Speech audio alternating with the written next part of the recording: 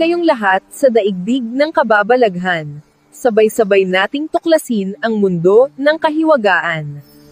Ang lumulutang na kabaong sa isang liblib na baryo sa probinsya, nakatago sa likod ng mga bundok at palayan, may kwento ng kababalaghang kinatatakutan ng mga naninirahan. Sa baryong ito, na pinamumuguran ng mga alamat at kwentong bayan, isa sa mga pinakatanyag ay ang tungkol sa lumulutang na kabaong na sinasabing nagpapakita sa ilog tuwing kabilugan ng buwan. Ang kabaong na ito raw ay isang sumpa na iniwan ng isang mangkukulam na matagal nang namatay, ngunit ang kaluluwa nito ay hindi matahimik. Si Lino, isang binatang magsasaka na nakatira sa baryo, ay matagal nang naririnig ang tungkol sa lumulutang na kabaong. Ngunit tulad ng karamihan ng kabataan sa kanilang lugar, itinuring niyang kathang-isip lamang ito, isang kwento para takutin ang mga bata at pigilan silang gumala sa gabi.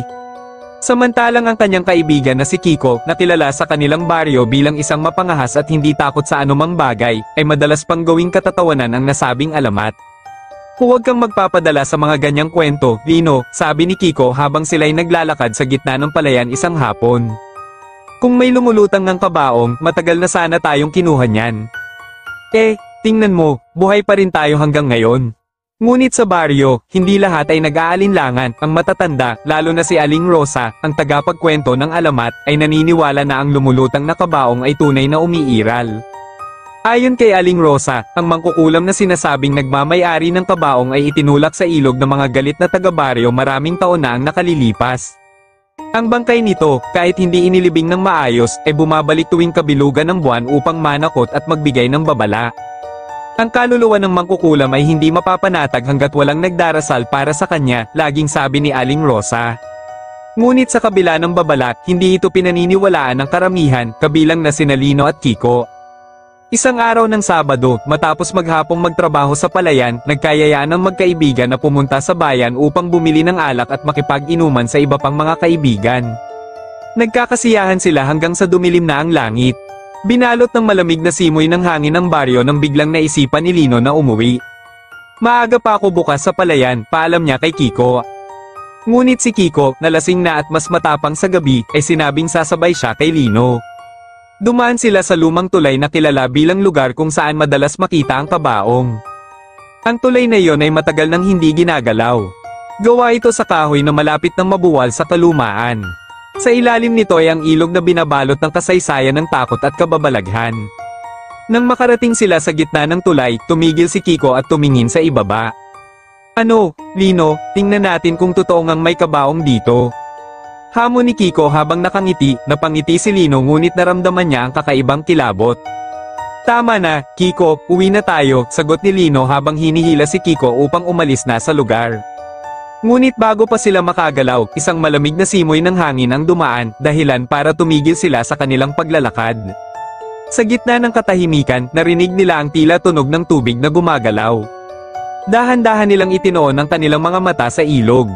Sa una, wala silang nakita, ngunit ilang sandali lang, may tila anino ng isang bagay na lumulutang. Parang kabaong, bulong ni Kiko, na biglang natahimik.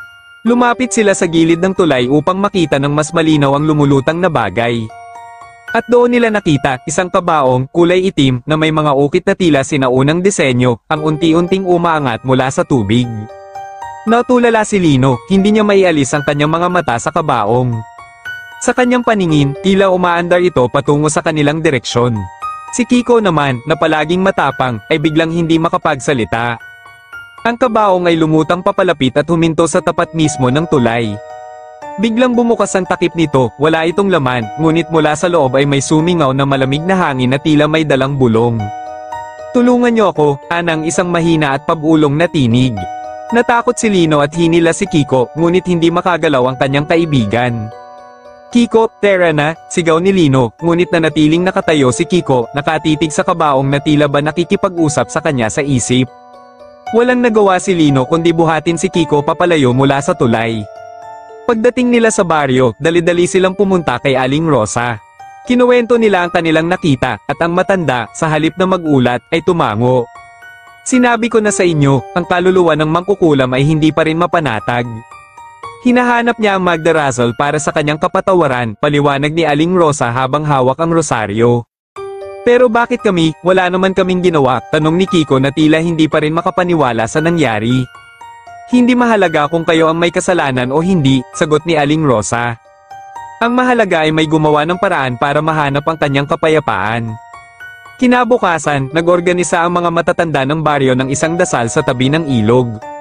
Nagdala sila ng kandila at nag-alay ng pagkain para sa kaluluwa ng mangkukulam. Dumalo sina Lino at Kiko, na parehong kinakabahan ngunit determinado. Habang nagdadasal ang lahat, naramdaman nilang parang naging mas magaan ang paligid.